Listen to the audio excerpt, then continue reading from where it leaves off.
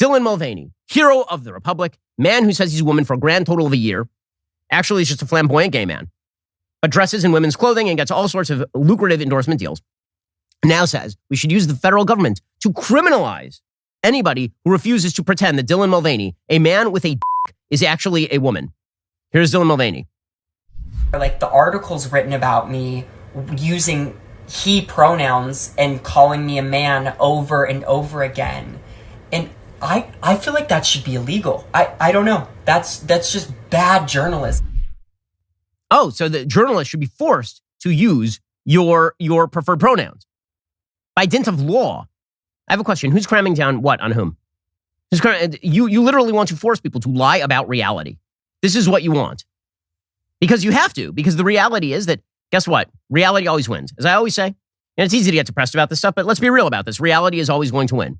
Societies that don't obliterate the distinction between male and female, they will be successful. Societies that obliterate that distinction will be unsuccessful. Societies that incentivize sexual behavior that is statistically abnormal.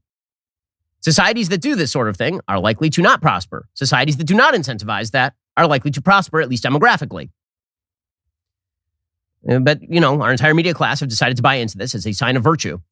My least favorite form of this is when we have people who know so little about the Bible that it would make their head spin. Like they can't name the first 5 books. They probably can't name the first 2 books. Talking about the Bible, here is Whoopi Goldberg, great intellectual of our age, explaining that the Bible supports parents getting trans surgeries for their children. I'm going to need an explanation, Whoopi. This is a party that says we believe in parents' rights. Mm-hmm. You're telling me that as a parent, I'm not smart enough to decide if my child and I need to have gender affirming. Our doctors are not involved. What is going? So I can't decide what my kid reads. I can't decide for my child what my child says is going on. Yep. You're telling me your beliefs, and they keep saying it, and I keep saying, what Bible are you reading? Yeah. Because God was really clear. God was really clear that you should be able to trans your kids. I'm pretty sure God says not anything remotely like that. And the only analog to what we are currently doing to our children is child sacrifice to Molech. That's literally the only analog that I can find in the Bible to anything remotely like what Whoopi Goldberg here is talking about. But again, this has become part and parcel of sort of the Democratic agenda. And the Democratic agenda is to mainstream this garbage and then do it in the name of God, which is just, you want to talk about a violation of the commandment not to use God's name in vain? This would be it. Here is Joe Biden doing it. I want you to know that your president sees you. Jill, Kamala, Doug, our entire administration sees you for who you are, made in the image of God and deserving of dignity, respect, and support. But we know it's hard when there are those out there who don't see you and don't respect you. For example, the onslaught of anti-transgender state laws, attacking you and your families, is simply wrong. And he says, the image of God, right? This is the language that Joe Biden uses, the image of God. He doesn't even finish reading the verse, because if you finish reading the verse, you got a problem. The literal verse in Genesis says that man was made in the image of God. Male and female, he made them.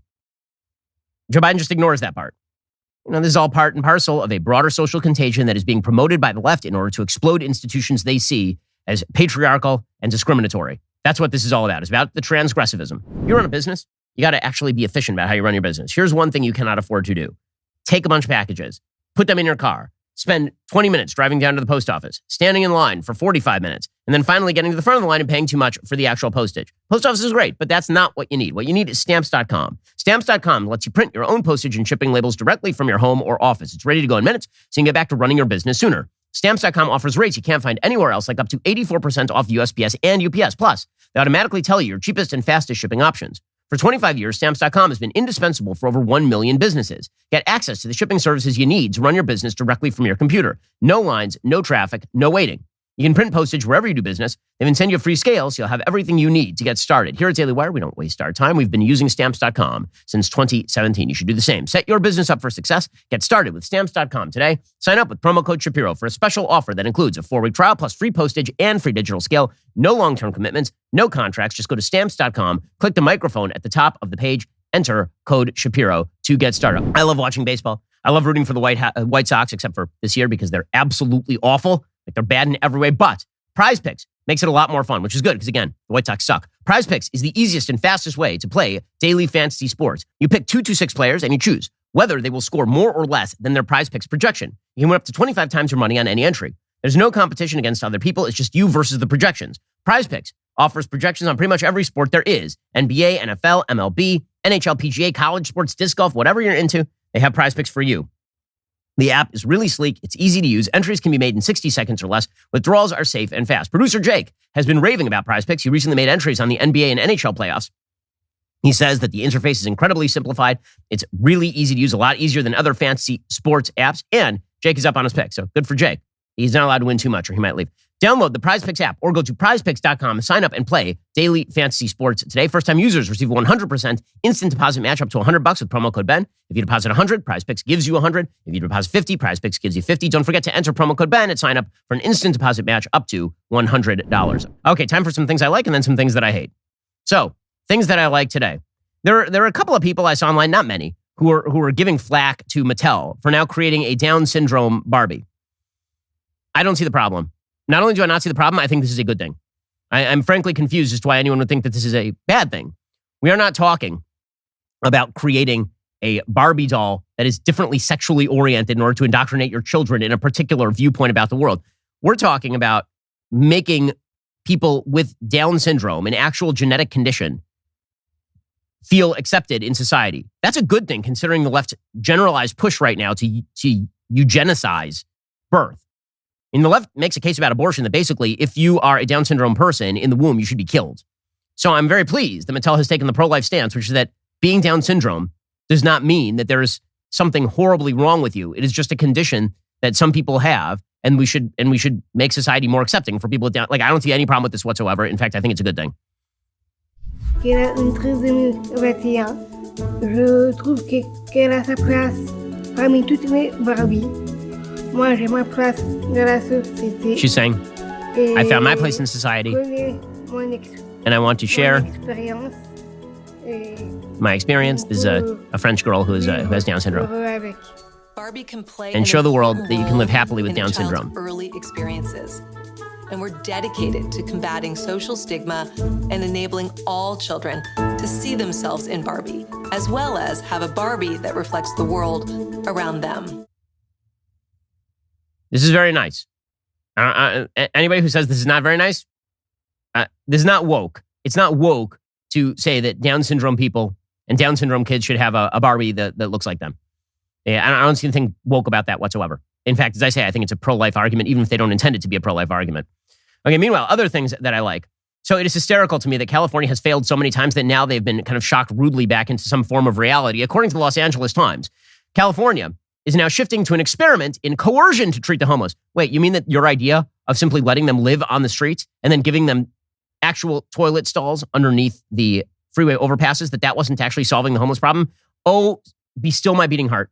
According to the Washington Post, in a few months, altering its past path, California will begin an experiment in what amounts to coercive compassion, an initiative that, unlike today's mental health system, will force people into treatment programs instead of jail and monitor their progress for at least a year. You know who's been calling for this for literally decades at this point? That would be me.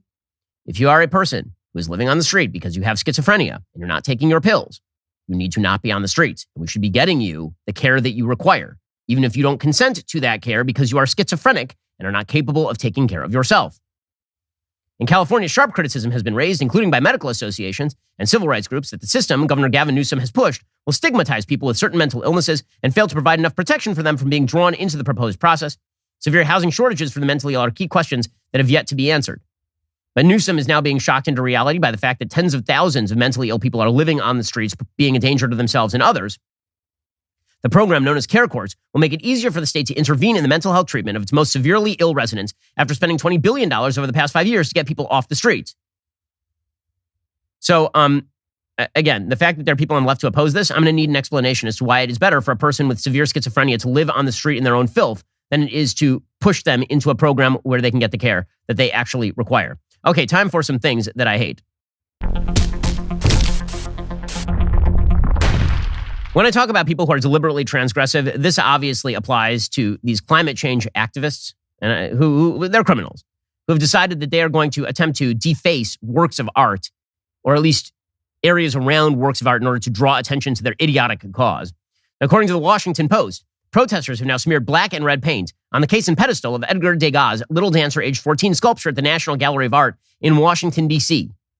The protesters slathered their hands, then crouched down to paint the pedestal on which the ballerina sculpture is displayed. Then they stood up and smeared their hands across the clear case protecting the artwork. Police removed the two people in handcuffs and ushered out the people inside the gallery. Here is a little bit of footage of these morons.